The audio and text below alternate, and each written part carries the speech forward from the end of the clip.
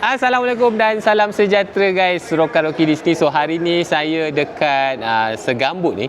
Kita dekat HQ Enforce. Sempena majlis berbuka puasa bersama Enforce. Enforce turut melancarkan dua model motosikal untuk tahun 2026 ni. Ni kita ada KTNS dan satu lagi tu W Moto. Ini skuter. Jom. Untuk model yang pertama ni adalah model jenama KTNS TT150 Classic. So korang tengok dari segi rupa luaran dia ni macam motosikal ala-ala scrambler dengan lampu depan belakang serba-serbi bulat.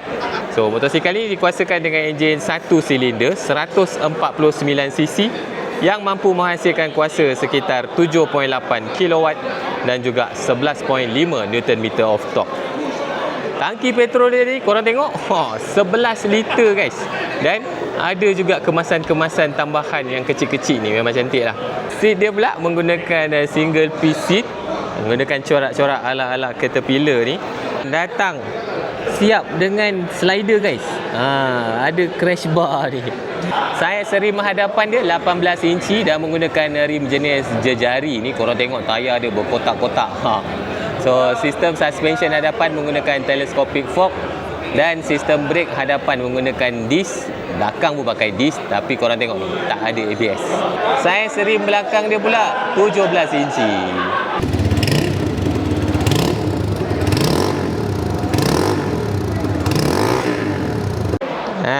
Bunyi dia agak kuat tadi korang tengok disebabkan oleh muffler exhaust dia ni.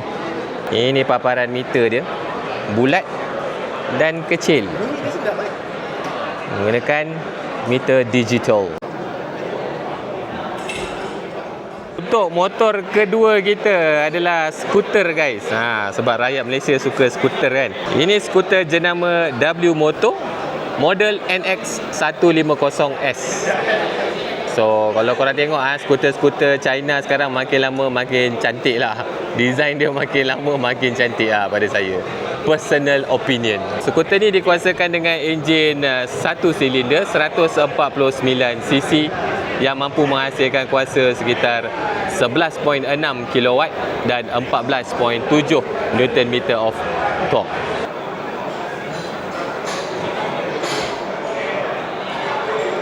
Untuk skuter pada saya, brake lock ni memang sangat-sangat berguna. Untuk motor biasa mungkin tak lah. Tapi untuk skuter memang function. Ada dua kompartmen guys. Ini pun best ni. And ada USB charging port dekat situ, Type A dan juga Type C. Design seat dia pun cukup cantik. Saya suka seat macam ni. Selesa. Kompartmen dia pun agak besar jugalah. Lepaslah satu helmet seteng kot. Dan ini design lampu belakang dia. Cukup meriah. Tapi saya rasa quite normal lah design lampu belakang macam ni. Tangki petrol dia guys 15 liter guys. Besar gila. Rim dia saiz 13 inci depan.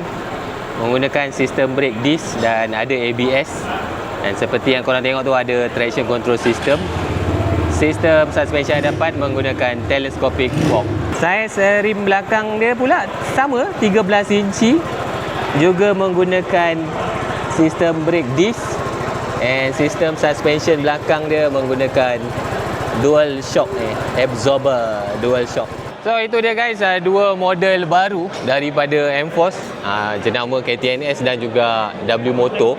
So untuk KTNS TT150 Classic tu harga dia bermula daripada RM6,888.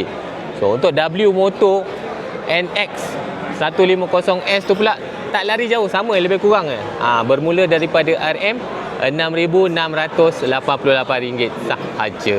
So kepada mereka yang berminat, korang boleh datang kat mana-mana cawangan dealer Enforce yang terdekat dengan korang. Enforce Smart Shop dan Enforce Best Shop. Terima kasih kerana menonton. Kita jumpa lagi di next video guys. Bye. Assalamualaikum.